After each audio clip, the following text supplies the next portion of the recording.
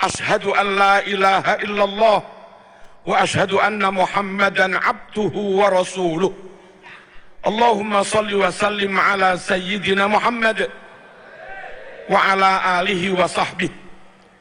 Dumateng para kiai, para tuan guru, para ajengan yang sangat kami hormati, para tubagus yang sangat kami hormati, para gus, para lora, mandar muga barokah kabeh, banyak rezekina, lanjeng umrah, banyak putranya. Amin Allahumma amin. Apa itu? Oh, enggak oleh. Tamu kita yang sangat kita banggakan, kita hormati, Mujaddid abad berapa ini? Wong pakai hijriyah kok. Abad 15. Romo Ki Haji Ajengan ya, Imaduddin Usman Al-Bantani. Semoga panjang umur, dijaga Allah, diselamatkan Allah, dimenangkan oleh Allah. Amin Allahumma amin. Dan seluruh pasukannya juga, Ki Nur Yahya apa? Tubagus Nur Fadil, Gus Fakih, dan kita semua ini pasukannya. Gus Bodo. Kedaya mawon, muga-muga kita barokah. Gus Suadi alhamdulillah berkomitmen tidak menambah lagi. Muga-muga punya Suadi bahagia. Amin Allahumma amin. Bapak Ibu rahmakumullah, satu nyuwun sewu. Apakah dengan tidak mengakui nasab habaib yang ada, tidak diakui bersambung sampai Rasulullah SAW, lalu putus sanad ilmu kita, lalu putus ahlus sunnah wal jamaah kita, seperti yang dikatakan oleh beberapa orang, bahkan yang mendawahkan orang yang secara keorganisasian harus kita hormati, tapi juga dawuh seperti itu. Hadirin rahimakumullah, kula tak cerita didik. Kanjeng Nabi itu mengajarkan Islam kepada siapapun tanpa pandang bulu, dan memang diwajibkan menyampaikan Islam kepada seluruh umat manusia. Wa ma arsalnaka illa kafatan linnas basyirau wa nadhira. Kami utus engkau Muhammad kanggo kabeh untuk seluruh umat manusia. Anak cucunya, keluarganya Ahlul Bait oleh Nabi diajar Islam. Sahabat top Abu Bakar, Umar diajar Islam. Marga terdekat Bani Hashim diajari Islam. Yang jauh-jauh Bani Tamim, Bani Thayyib, Bani siapalah diajari Islam. Yang non-Arab Bilal bin Rabah Al-Habsyi, Salman Al-Farisi Persia itu, Suhaib Ar-Rumi Eropa juga diajari Islam. Nah, juga bukan Ahlul Bait, Quraisy bukan Quraisy, Arab bukan Arab, yang mereka semua murid Nabi Muhammad SAW. Mereka semua membawa ajaran dan sunnah Rasulullah SAW. Maka fatwa atau pendapat yang mengatakan ilmu harus dari jalur Ahlul Bait, ilmu harus dari jalur keturunan Nabi, orang yang punya pendapat seperti itu menafikan sekian ribu hadis riwayat sahabat, menafikan sekian ribu hadis riwayat Khulafaur Rasyidin, dan itu menabrak ayat Quran, wa ma ataakumur rasul fakhuduh wa ma nahakum anhu fantahu wa ma napabai atakum seimpun paring dek sambian kabih pasira Rasul sallallahu alaihi wasallam fakhuduh, makanya toreh kala kabih nega Oneng sampean. Oneng sampean ya. Ajaran apapun yang telah diberikan disampaikan Rasul padamu, ambil semua. Orang yang punya prinsip, katanya ngaji harus ke jalur Ahlul Bait.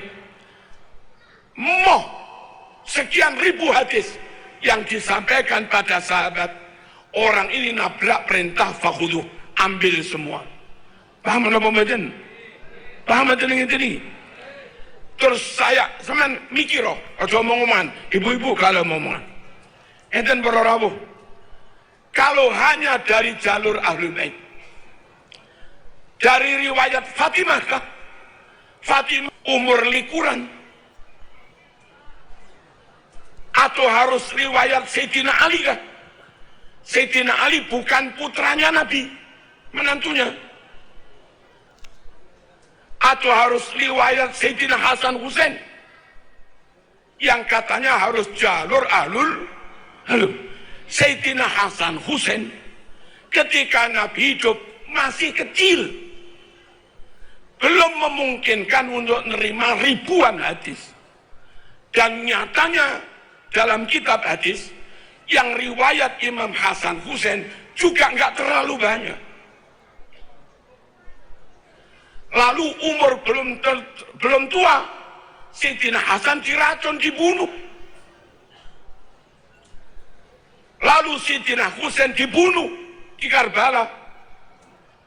Kalau ngotot harus riwayat Ahlul Bait, lewat Sayyidina Hasan Husain, beliau berdua pas Nabi hidup masih kecil. Akan meriwayatkan banyak, juga repot di pemerintahan. Akan meriwayatkan sampai sepuh, terbunuh ketika umur belum terlalu tua. Kesimpulannya, lek sampean ngotot ilmu agama harus lewat dzurriyyah Rasul, mungkin hanya sekitar 5 atau 10% sunnah Rasul yang nyampe kepada kita. Padahal perintah Quran ambil semua. Paham apa enggak ini? Loh, harus paham biar enggak fanatik. Woi, paham apa enggak? Berikutnya, ilmu tentang Islam. Nabi benar-benar profesional, nggak melihat suku, nggak melihat nasab. Wong suarane paling apik, sip, fasih. Dari kalangan budak, namanya Bilal, diangkat menjadi muadzin. Yang buta, Ibnu Ummi Maktum, diangkat jadi muadzin. Qari'us Sahabah, hafid 30 juz. Ubay bin Ka'ab, siapa yang ingin baca Quran fasih persis seperti saat Quran diturunkan, ngajilah kepada Ubay bin Ka'ab. Man ahabba an yaqra al-Quran kama unzil falyaqra ala Ubay bin Ka'ab. Ubay bin Ka'ab yang dipercaya, padahal bukan sanak famili, bukan dzurriyyah. Itulah Islam, serahkan sesuatu kepada ahlinya. Halo, ojo fanatik teman-teman. Allahumma shalli ala sayyidina Muhammad.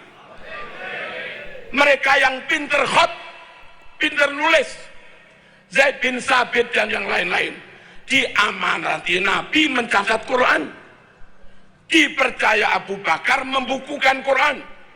Padahal bukan keturunan siapa saja, ya sahabat saja. Keturunan siapa yang nggak tahu? Abu Hurairah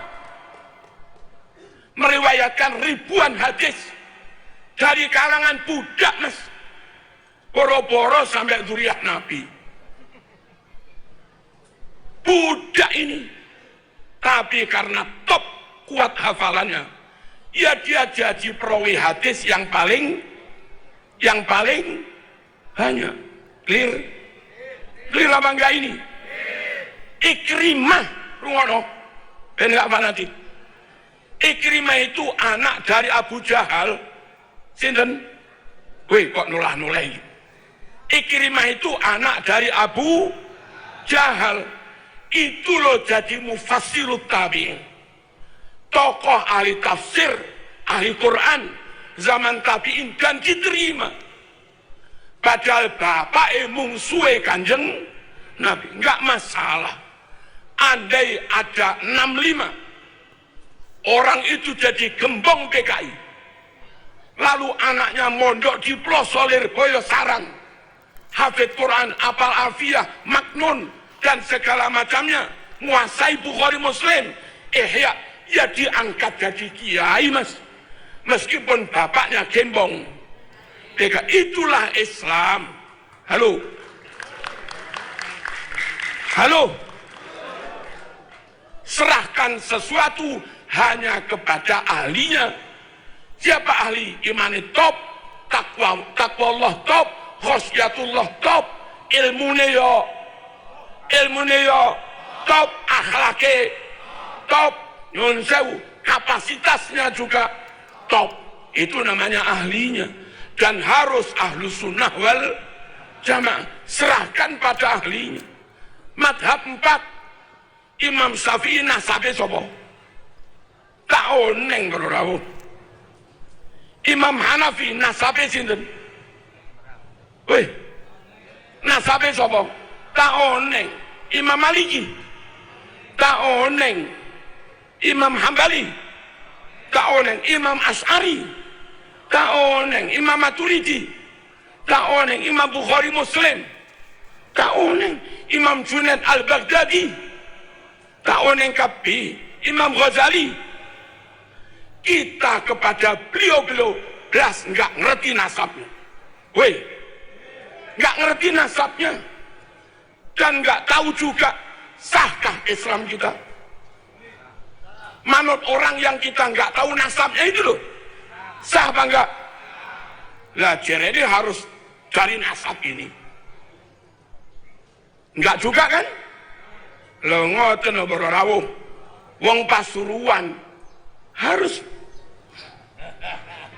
bengal nikah.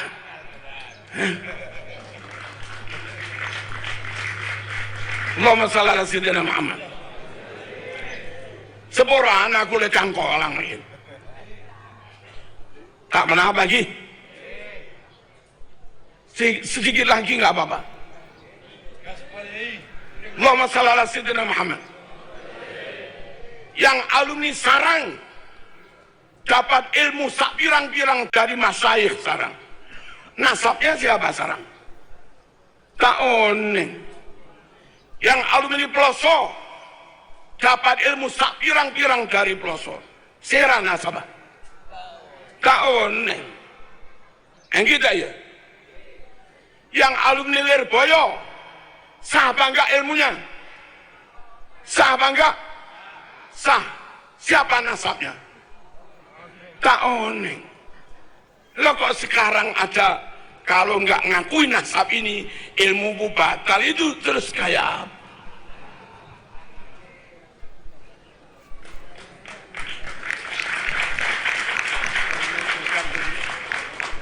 Lalu berikutnya begini, Bapak Ibu rahimakumullah, untuk bisa paham Quran, paham hadis, harus benar-benar ngerti alim nahwu sorof,